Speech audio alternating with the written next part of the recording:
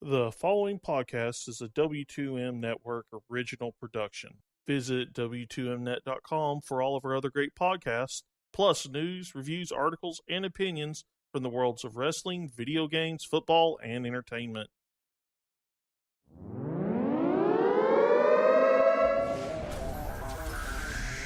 Wrestling to the Max, Monday Night Raw, Review.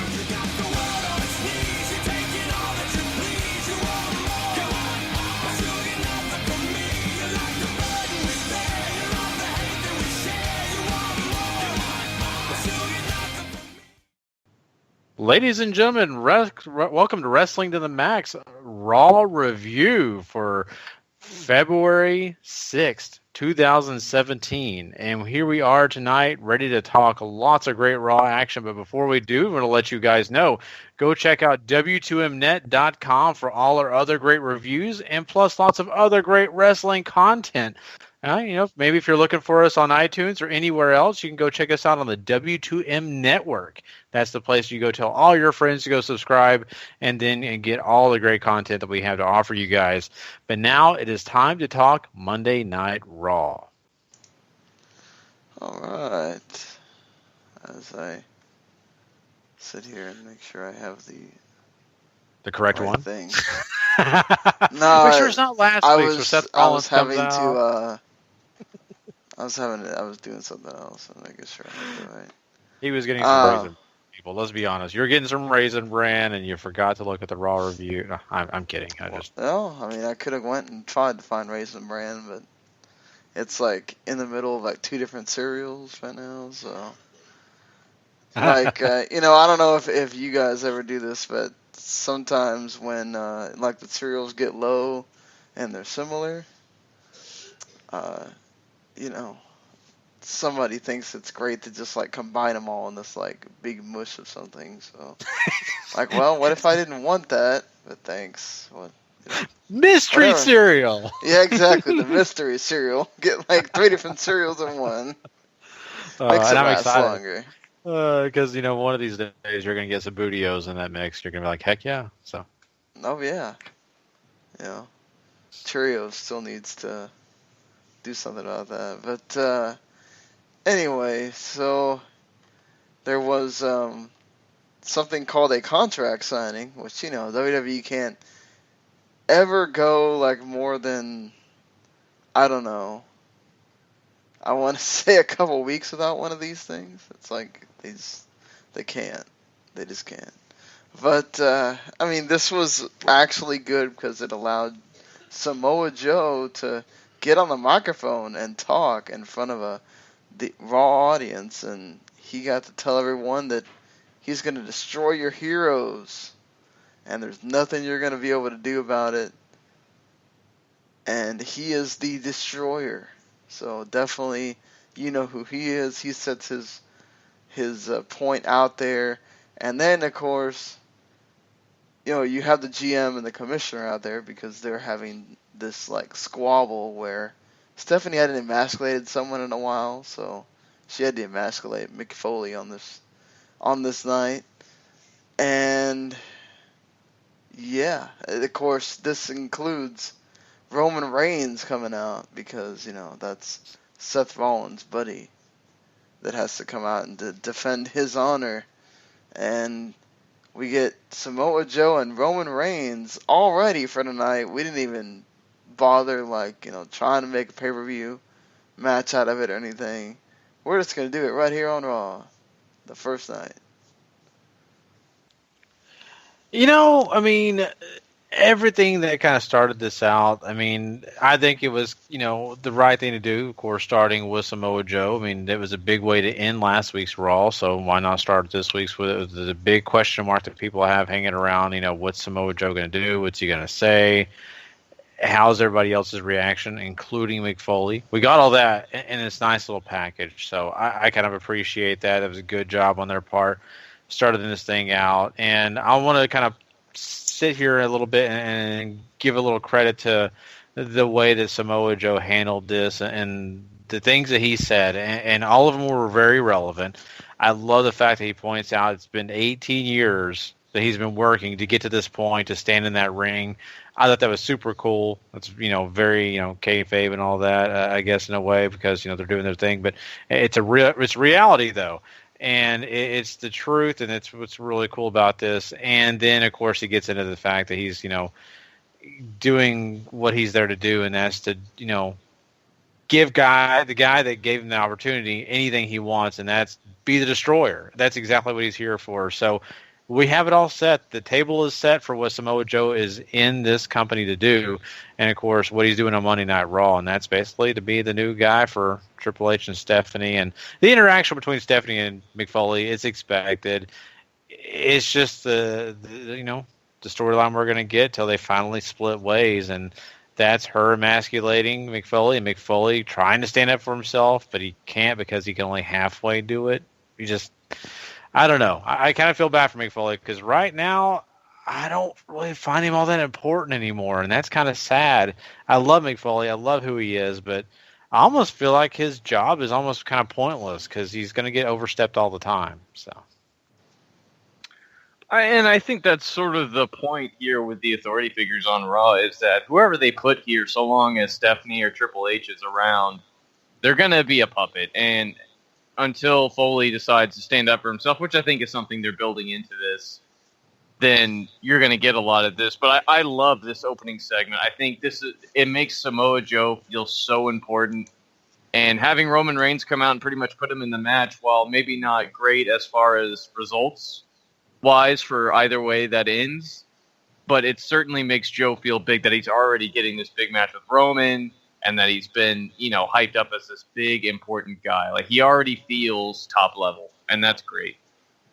Yeah, and that's what I love about it punishing him for the Seth Rollins stuff either, because they could have done that.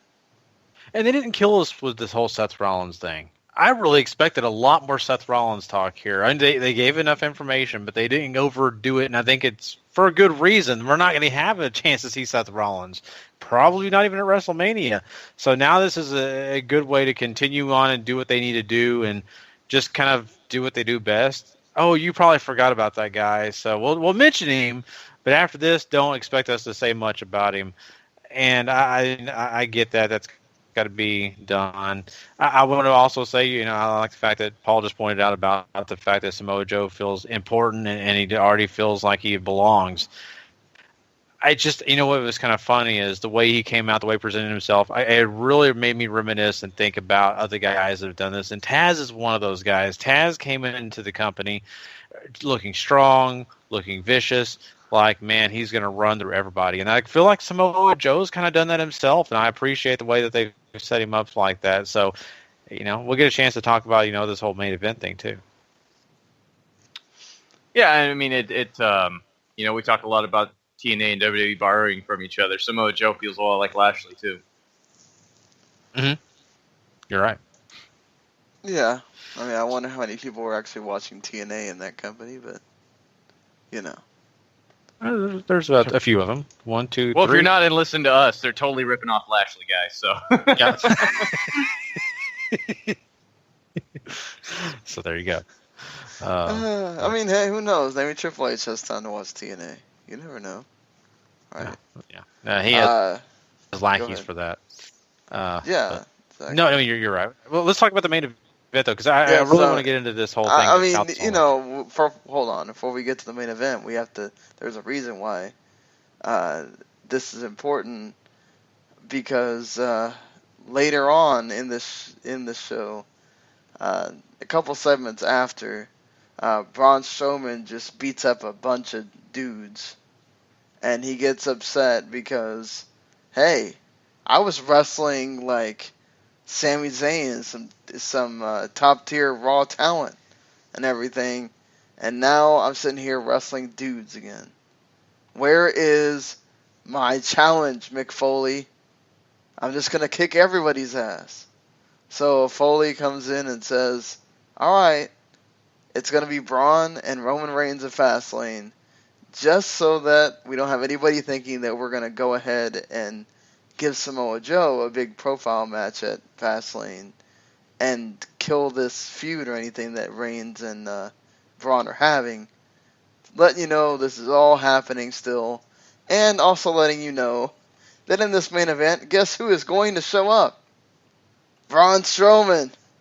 Because, yeah, it makes sense for the storyline. But the nice thing is that Braun shows up, and Joe still gets the win. But Joe doesn't use the Muscle Buster or the choke. So they might have told him, neither one of those moves ain't happening, man.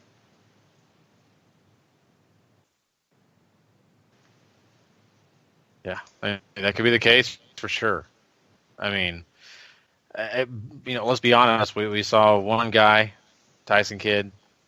I mean, that was so close to him being paralyzed. Muscle Buster. I'm sure that they kind of said on that one.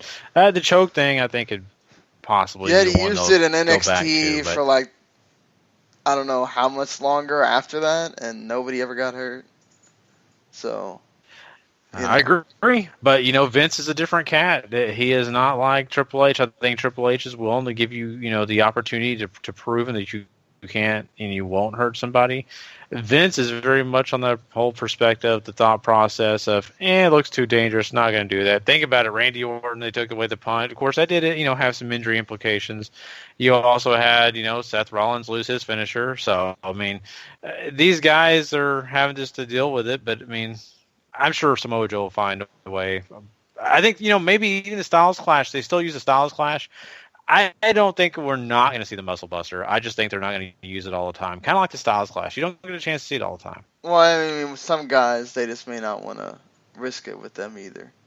Yeah, that's what I felt like they were doing here, was trying to play it safe with one of their top guys who they have a lot going for right now and who they actually kind of need now over on Raw, seeing as Seth and Finn are both out and you have a lot of room at the top.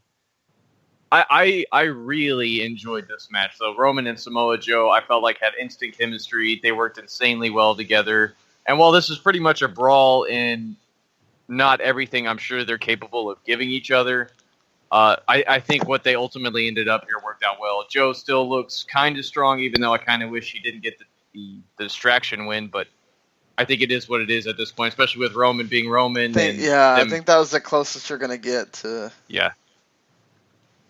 I was scared that he was going to get beat, so, I was happy this has happened. The only time you'll see me vote for a distraction finish, because I was worried about Joe getting pinned and, them punishing him that way. Mm-hmm. Yeah, I mean, I think right now at this point, some of these, matches we're kind of a little bit worried. This is one of them, and of course, I'm a little bit nervous about the Braun Strowman and Roman Reigns match because I just do not want to see Braun Strowman pinned. I just don't think it's smart. They may do it anyway, but I just do not think it's smart at all. So I'm a little bit nervous about Fast Lane, kind of like I was worried about this match between Roman Reigns and Samoa Joe. We'll see. We still got to hold 2 months for whatever Reigns is going to do if he's facing Undertaker or not. So perhaps that rears its head at Fastlane. Another distraction. I mean, the Undertaker's king of distractions, so. Yeah. It's possible. And I think Why could it be registered? Yeah. I think the thing I'm most worried about is that Braun is only getting cheered because he's beating up Roman. I mean, he gets thank you Braun chants for the interference. So I like Braun a lot. I think WWE likes him a lot. I'd be worried about the cheering that he's getting simply just because he's beating up on Roman Reigns. Well, he was getting some cheers I get that, and that's a very valid Sami Zayn too, though. They're nowhere near the level of what he's getting now. Oh, well, yeah, but anybody that's going against Roman, look at Joe. He was getting Joe chants too. Mm-hmm. So yeah, Joe has the history behind him, though, right? And guys like us who have watched him for forever, and maybe more so with the TNA connection. Braun, I'd be a little bit more worried about just because he doesn't have that same background to him. He doesn't have that same history. Yeah.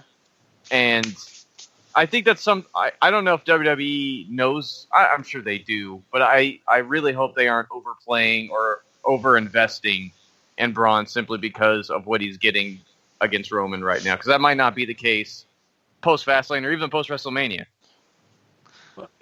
this guy is the new Big Show. Let's be honest. He's a new, big, imposing guy who's there just to kill everybody until they decide they want to slow that train down.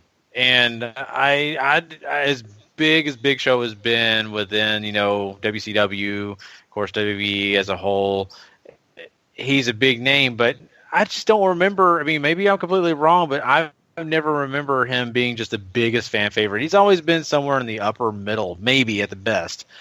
And I think Braun Strowman's going to get that reaction probably no matter what. He's not that guy you're going to be seeing on Good Morning America. He's not that guy you're going to be seeing doing all these other things. He's just a huge guy who's going to run through people until they say, slow it down. We're going to have you get, beat here, there. But right now, at this early stage of his career, at this point, I think he needs to be that unstoppable train if we want to get behind and understand that. I think Big Show had his opportunity to do that. Now it's Braun Strowman's chance. That's the only thing I worry about. The Big Show is way more well-spoken, and he did do all those things that are going on Good Morning America and being in TV shows and movies and all that stuff. So, yeah, if you're looking at him the same way, think does about he his have career. that same?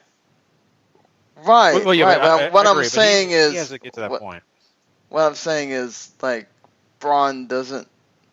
He's not like the same kind of guy like Big Show. I think what Paul's saying is true, but I think that Braun is getting a genuine reaction. Other than, anybody that's going against Roman, you're gonna get cheered right now.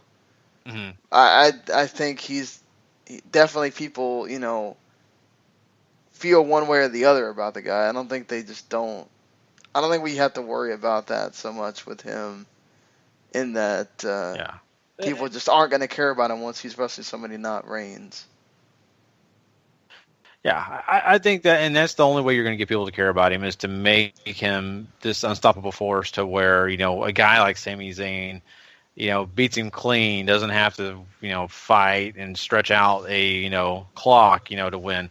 So I think eventually he could get to that point where he is on those shows, the movies and all that. I think he's definitely got a great shot at that. It took Big Show quite a while to do that. He was in Game of Thrones. Mm-hmm. So yeah, it was. And see there, I didn't even know that. I'm not big on getting. all they have to do really is just get him and Hogan in the same place, and they just have a brother off. Yeah, for a while. Brother off. No, I think the only difference right now that you're going to see between, Braun Strowman's a Southern guy. You hear it in his accent, all that, and so that may be the one thing. Maybe they don't give him the different opportunities because Vince isn't big on the Southern accent. But I think eventually we will get a chance if Braun Strowman goes on the right path to get to a Big Show level. I think he can. Now, will he? I'm not going to say that, but I think he has an opportunity. So, God, now I just think of Vince like just, oh my God, Braun. Oh damn it, there's that accent. Mm-hmm. my heart on just went away. Oh. Yeah. You can never talk again. Somebody put a paper bag on that head. Oh. Anyway. Blue dot. Break it out. Yeah, blue dot.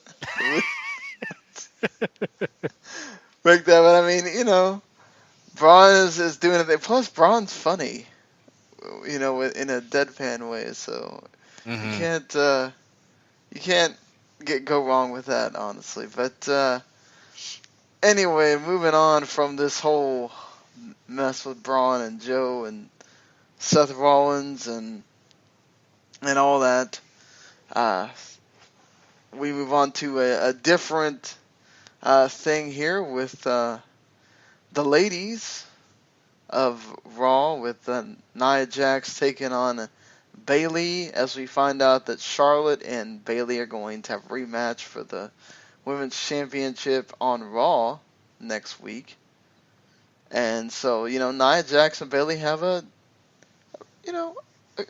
good match. Bayley and Nia work really well together, of course, with their history in NXT and everything. Charlotte comes down basically to distract Bayley, so there's 2 distraction finishes on the night. WWE going back to the old ways here with too many distraction finishes. But can't win them all, I guess. And Yeah, and then we also have a segment later with Sasha where Charlotte kind of sticks it to her that Sasha's just, it's I guess like washed up, or hey, you're hurt and all these people are, people are passing you by, and hey, Emelina might actually show up next week. The world is a different place now. I mean, is anybody really keeping their fingers crossed, or is anybody out there who's actually putting money down for this? Because I'm not even betting $1 because I could see them saying, "Well, we thought we were going to do it, but we decided not to." In pre-show discussions, and it could be the case. I mean, they promised it, but didn't they promise before? I mean, I thought that was already a promise, so I don't know. I think when they eventually do it, hopefully I don't think they ever actually said a date. They always just said coming soon. Then all of a sudden it was, she's not coming at all. Then they just kept showing it and nothing, and then I don't know. Well, I'm just saying that. So with all this anticipation, a lot of people will be coming soon to see her. So. Right. Oh, I was layered with double entendre. Showing up to the arena. They'll be coming to that arena. That is exactly what Gary meant by that statement. Yeah. I'm sure Zack Ryder was happy with Gary's statement. I don't really know how to feel about Bayley already getting another shot and then having all that work in with Nia. I see what they're going for, right? They're already working in all of the things to get that four-way set up for WrestleMania between all four of these girls. And that's sort of whatever at this point. But Bayley feels super secondary after the night and, doesn't feel like she has a huge chance of winning next week. And maybe that's the point. But certainly, I feel like they could have done something more. Like a disqualification, I think, would have been fine. Instead of having Nia win due to distraction. Yeah, and I kind of with you on that. I look at Bayley and I think she has an opportunity to still, I think, get fans behind her. And I think this is another way that people can say, well, I feel bad. Look, she does everything. She works really hard and all that. But you know what? You can only take that so far. So I am a little concerned, and I know I've heard people say that they're really concerned, and this girl's, in trouble. And I don't know this per se in trouble, but I'm seeing a few little things here where I'm concerned, and I'm thinking to myself, they've got to keep the momentum going. They cannot stall her out, because if they do, there's a chance that they're going to lose that audience, especially with her. I think Nia Jax is kind of the same way. So they're having to play it smart on both roles. This is a take and give. I think that there's an opportunity for both of them to kind of lose out on this. But I think, if they can continue this and actually build on a better story and get us to where those four ladies are really feuding and having good feuds towards WrestleMania, we're going to be on path to a good thing. But I'm concerned. I really am, because right now, outside of Charlotte, who really looks good in that division? Let's be honest. Really, who looks strong? Nia. I don't think anyone. Nia looks strong. Well, Nia, she's and that was the point of why down, she won. I think the reason why they have her win here is because that's the point with Nia. Like, they don't want to just have her beat people down. They want people to see her winning, and they want people to see her, demolishing people. And that's why you gotta have Bayley win. Plus, it's like WWE's best tactic of making the face get sympathy is, oh man, Bayley lost because Charlotte got involved. And I mean, it's the other reason they couldn't do another one of these type of things is because in another match, somebody else is around and it ends by DQ because someone gets involved. So, this show was full of let people get involved matches.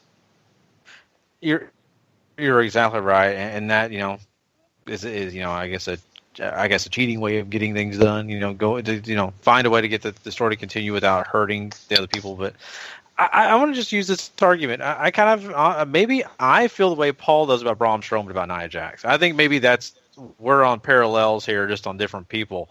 And I look at Nia, and she's dominating. She's doing what she's supposed to do, but I don't know that the crowd really cares. I don't know that her dominance is really catching people's attention, and that they're really grabbing onto this whole thought process of, man, Nia Jax is awesome. I'm going to go buy her T-shirt, or I don't man, know I that want it's to so know more much about it. Nia. I don't know. I think it's people are not still grasping, depending on where you go, right? Whether you're Mhm. behind Bayley or not is important, because the person that's over right now in the women's division is Charlotte. Well, you're not really going to have a Nia versus Charlotte match unless Nia just gets pissed and says, oh, I don't care, I'm just going to take you out. Which that's sort of her thing. She just wants to take everybody out at this point. But people are not really going to, I don't know that people are going to boo Nia or cheer. They're not you're not going to get the Strowman thing with her, where Right. they might cheer Nia to boo Charlotte that bad. You might actually get people cheering Charlotte. Mm-hmm. I think with Nia, it's more of and like I said, I got what they were doing in this match. They want to protect Nia. They want to protect, everything. It's just, I think Bayley is on the losing end of a lot of these ideas that they're trying to get across, both of these feuds with all four of these women that they're hoping to tie in at Mania.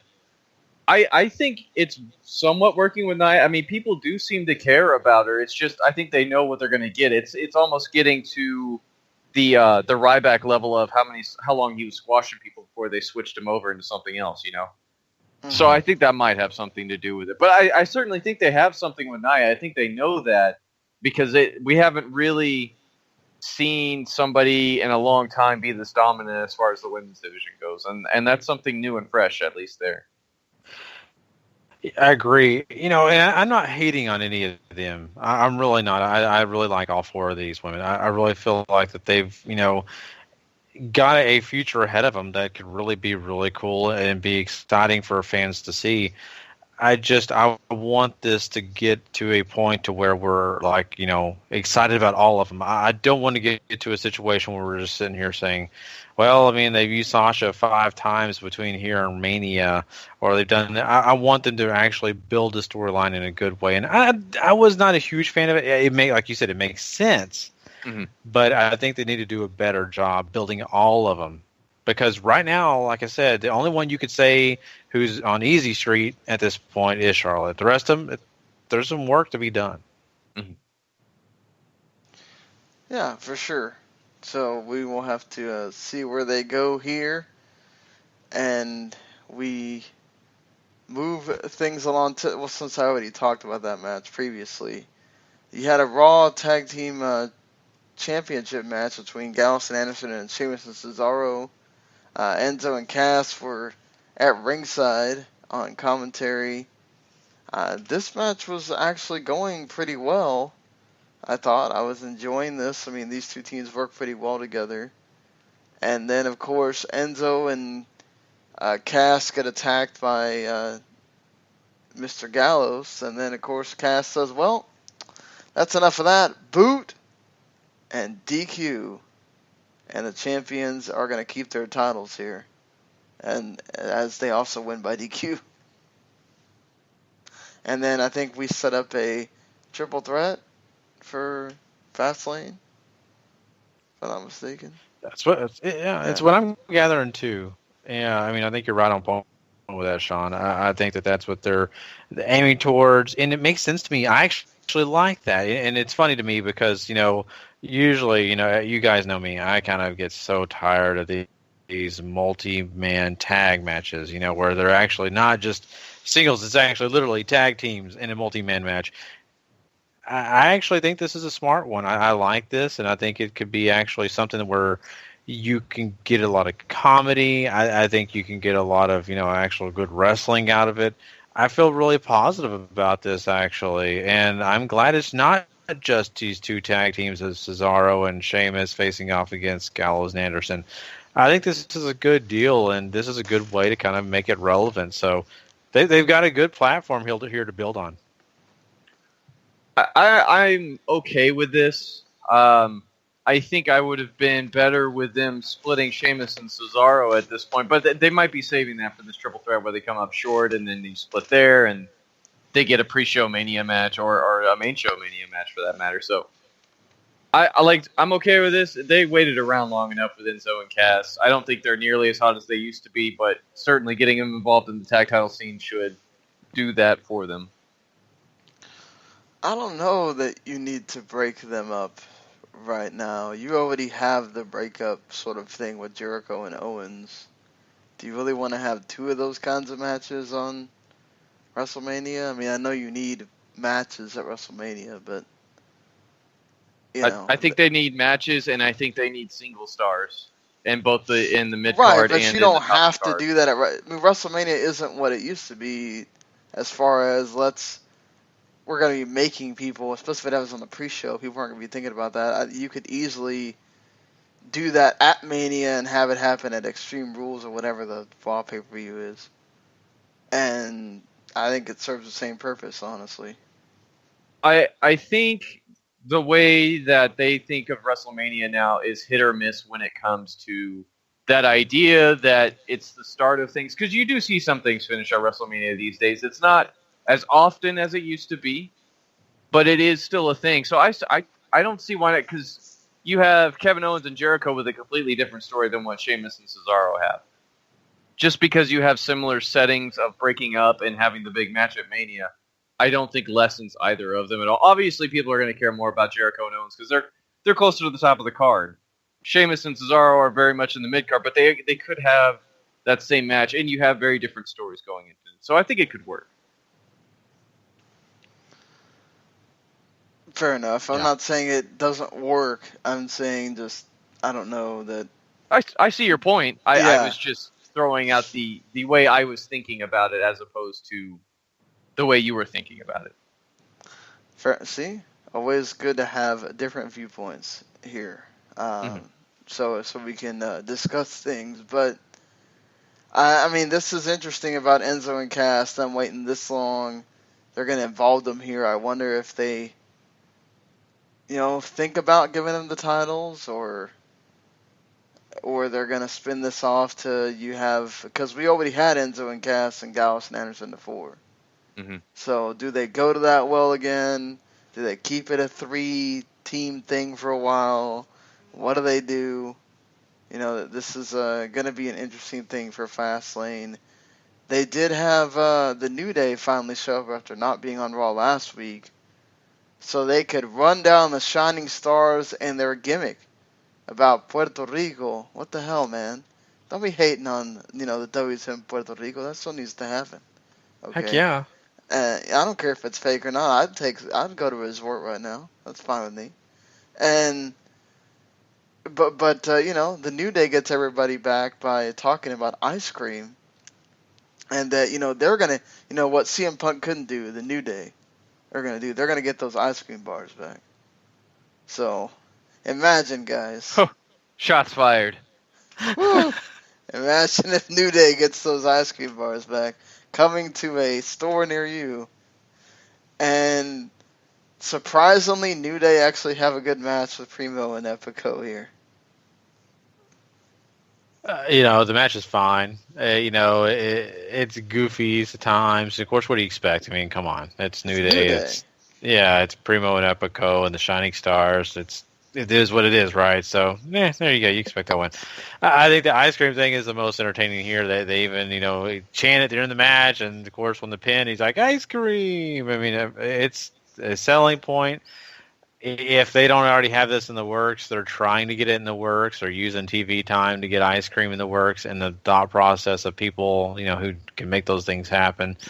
If it's ice cream bars, that's great. That's fine. Maybe it's their own brand of ice cream, and which would be kind of fun. Booty sickles, or whatever they're planning on. Booty cream. There you go. Booty cream. Wow. Wow. Wow. Wow. All right.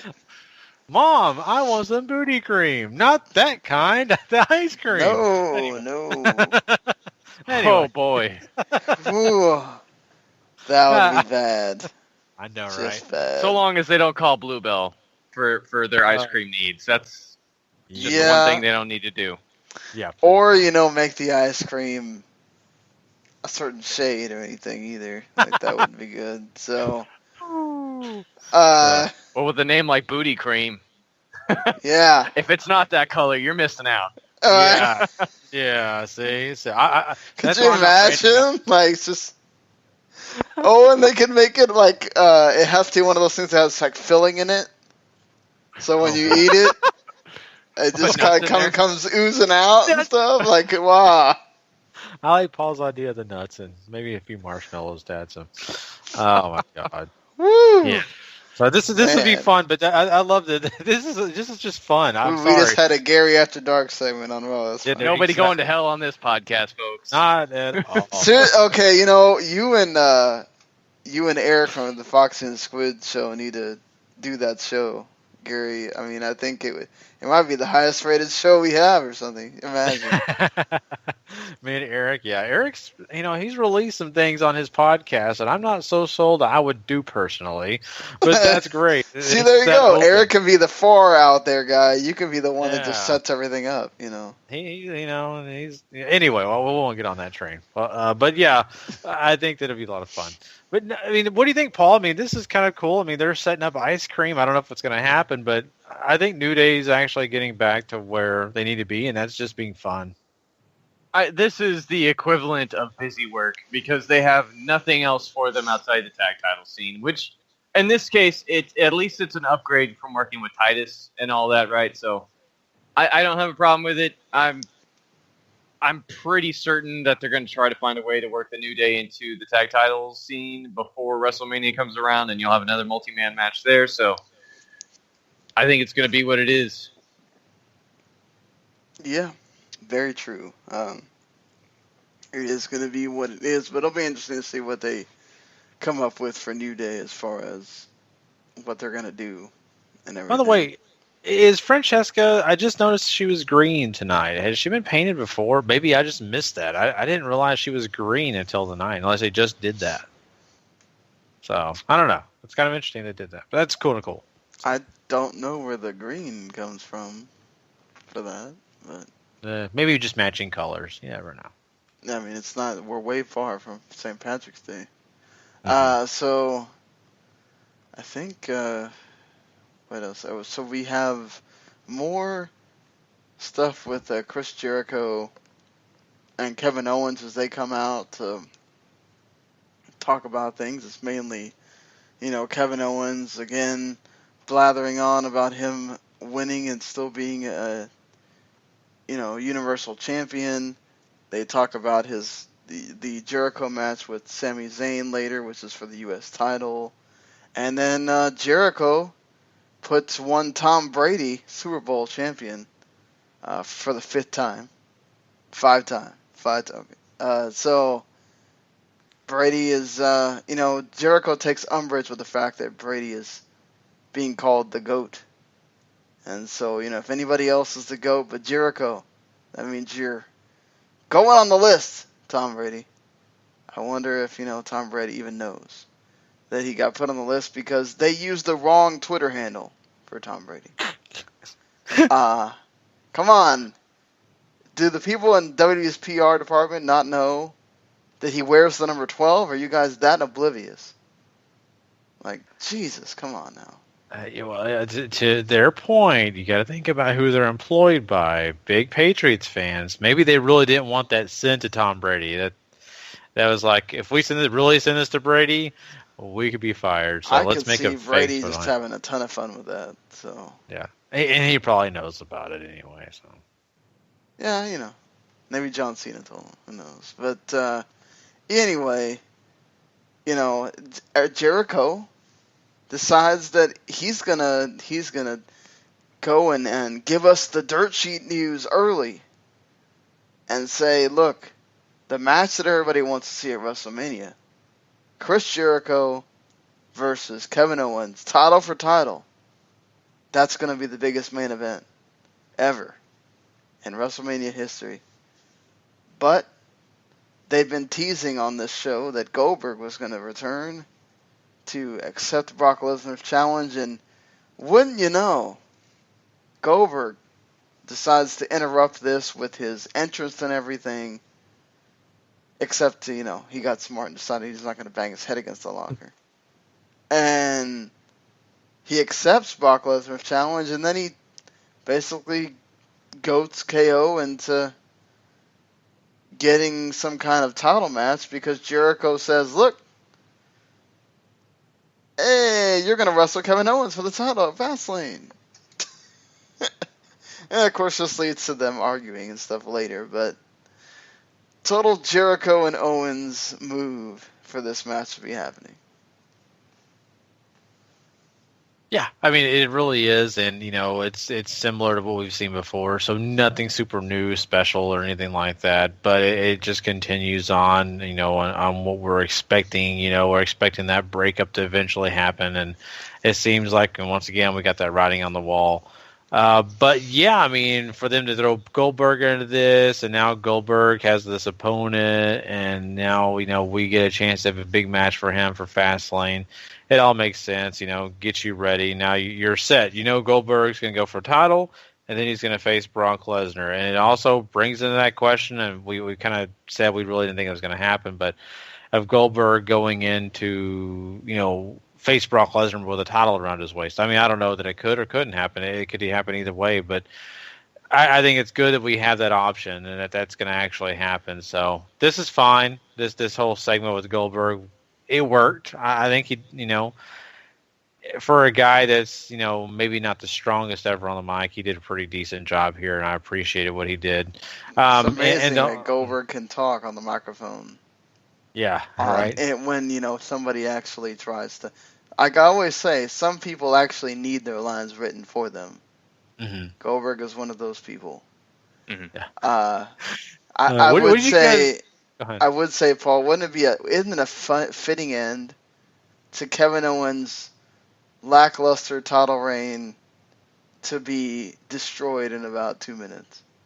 Oh God, I feel like that's probably what's going to happen, but I don't want to imagine that.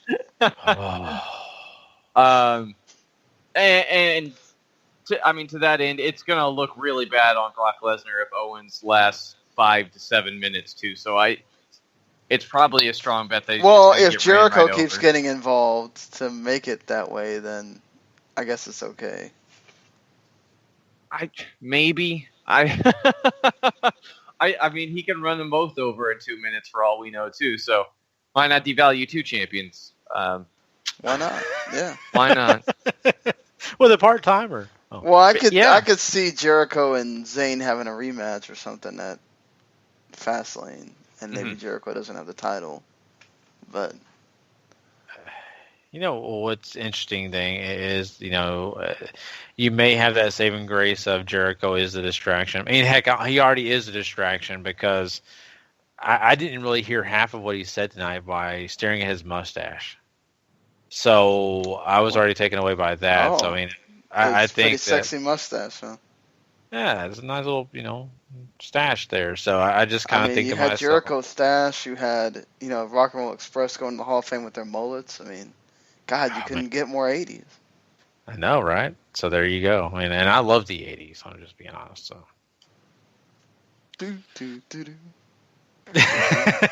Yeah, that show. I love the 80s. That's awesome. Yeah, exactly. That's exciting. I do want to talk about the Rock and Roll Express, though, because that's kind of cool that they announced that. And I did not expect that announcement tonight. I figured they would announce one of the other ones we already kind of knew about. But WWE is weird like that. They just, if people find out beforehand, sometimes they'll be assholes and be like, nope, that person's not going in now. Or that person's going to wait till like one of the last people to get the official announcement because people found out. But something I was very excited about, Akira Tozawa, no wasted time at all for him to show up on Raw. And I thought him and Drew Gulak had a solid match. There was times where this kind of felt very, like, those moments where, like, Tozawa was punching him, and it almost feels like you can tell they're having some kind of communication issues because Gulak's, like, having emotion to him that, come on, keep hitting me. But aside from that, good to see Tozawa here. I don't think he got to do everything as quickly as we normally see him do it, because the Gulak's a bigger guy. But you still got the crowd reacted to him, which again is the most important part. Yeah, you know what? And they did a good job in the video package and getting everybody ready to see who this guy was. And Cesaro, putting him over was. And they've had 4 different guys do it too. I want to make that point that it's not the same guy saying it every time. It's now they've had 4 different guys do the video package. Yeah, exactly. So it's really neat to see. And I think, you didn't get the perfect match here, and that's fine. I mean, I know people, especially with his debut, I think a lot of people expected a lot more. But, at least you get a little taste of who he is, and hopefully people are going to go check out 205 Live, because I'm sure his other matches are going to be a lot more exciting. Yeah. There's tricky situations when you get into something like this with trying to make the cruiserweights look good against somebody who has established a name, even if only a little bit on 205 Live. And I think they just didn't want to sell Drew so far down the line by getting squashed outright. The match is fine. I really would have preferred Tozawa just getting in there, murdering some jobber, and then getting on out. But I think what's important here is what Sean said. The crowd is instantly taking to his ha thing.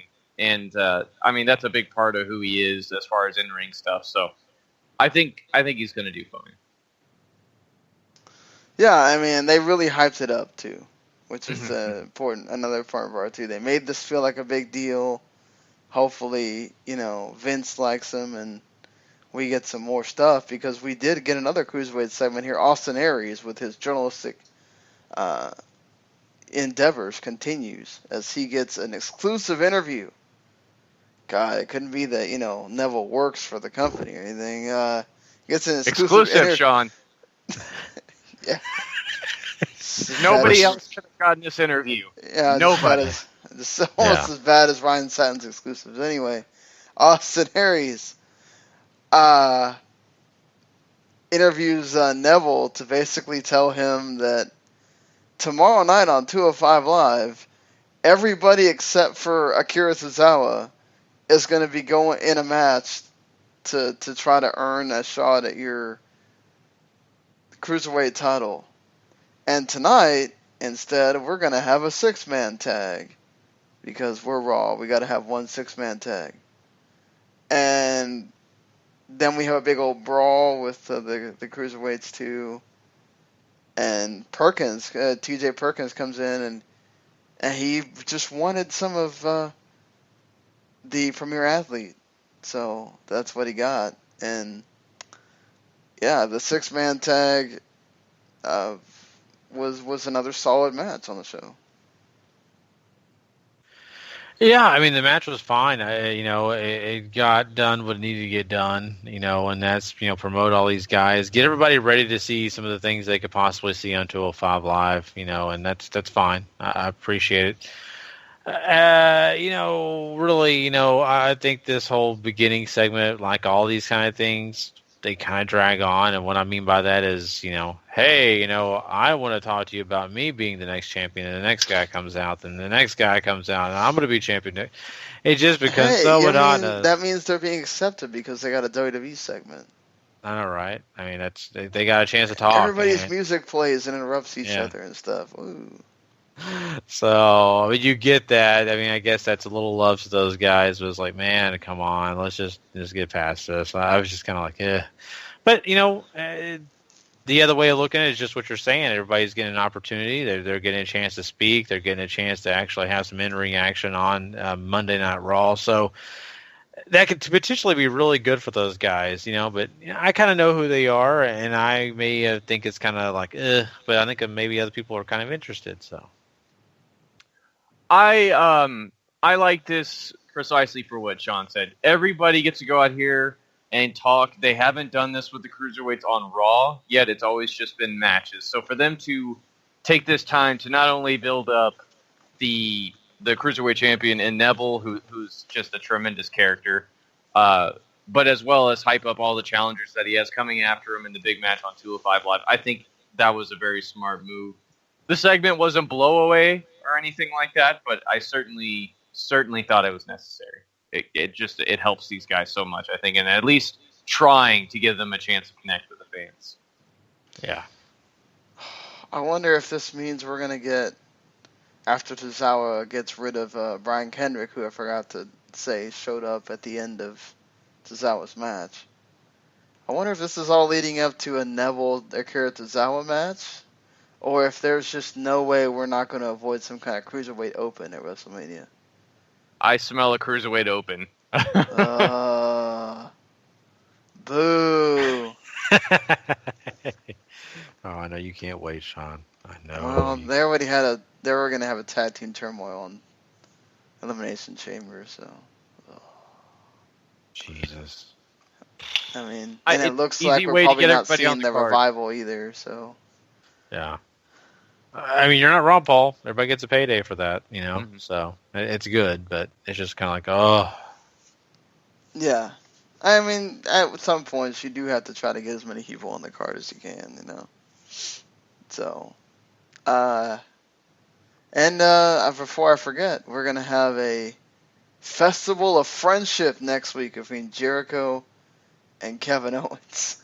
I'm so ready for this. It's going to be glorious, if I could borrow Bobby Roode for a second. They need to have Bobby Roode show up. Yeah, that's Glorious. awesome. We can have a, Glorious bomb. have a glorious bomb. I mean, that's, that'd be kind of interesting to see that those two guys, and maybe bring some, other best friends from WWE Jericho history. can put him on the list after that, too. You glorious bomb my show. Bobby Roode, you're going on the list. Oh, man. I'd love it. I think we talked about everything. Did we get it all? Wow. Which is also interesting, and I read this too, it's kind of cool that Brock Lesnar was there in attendance, and he actually had a post-Raw match where they had him face against Big Show. Big Show got an F5, so it's kind of cool. He's been whacking Big Show for like the past couple weeks now. Poor guy. So, I know, Big Show just getting some of that, But, I mean, hey, that's what he gets. He lost weight. He is going to wrestle Shaq, so. That's right. Get him ready, why right? Why not? So I guess we got to give a rating to this show. Yeah, I mean, I think the show was actually pretty fine. I think they did a lot of good things. The Cruiserweight division got some love. I think it definitely, brings intrigue into people maybe wanting to check out 205 Live. That's always a positive. I think, the announcement of Goldberg, going to be facing off against Kevin Owens, that whole thing, and the Jericho match, I think all that worked. And of course, you got your Samoa Joe stuff that actually was really good.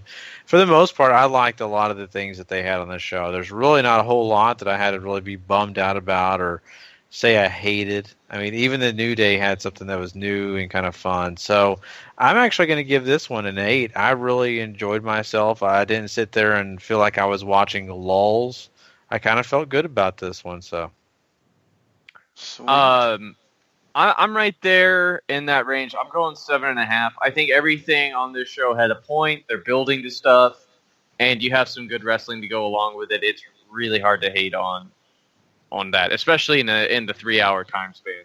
Like, everything felt like it mattered, and that's great. That's what you want. Right? I'm all for that. So, yeah, I'm going to go with the 7 and say that I enjoyed most of the show. Yeah, I mean, you didn't have any kind of standout matches once again, but they told, again, kind of push stories here, and that's fine. You need to push those stories as well, so I'm all for that. yeah. So that's good stuff, and we really, had a good time talking Raw tonight. Of course, if you want to hear more of us talking Raw, you need to come check out all of our Raw reviews. Of course, you can find them on W2Mnet.com, where you can find all our podcasts, plus also lots of great wrestling material on that website. You want to go check it out, trust me. If you use iTunes, you use anything like Stitcher or any other device to come find us, Make sure you tell your friends to go to the W2M Network themselves. And if you don't subscribe, go ahead and go do it yourself. Go subscribe to the W2M Network. You can get everything that we do right on your dock, right after we do it. And that way you're never missing a minute of the action. We have lots of other great content like SmackDown Live, 205 Live, and of course NXT as our reviews. We also do Wrestling to the Max, episode 1 and 2 during the week. You don't want to miss any of those shows as well. Lots of great news, lots of other great news topics of, involving wrestling. So trust me, go check out those shows. But until next time, guys, we appreciate you joining us. And of course, if you're not living life to the max, Not living life at all. You know it. Please. later. The following podcast is a W2M Network original production. Visit W2Mnet.com for all of our other great podcasts, plus news, reviews, articles, and opinions from the worlds of wrestling, video games, football, and entertainment.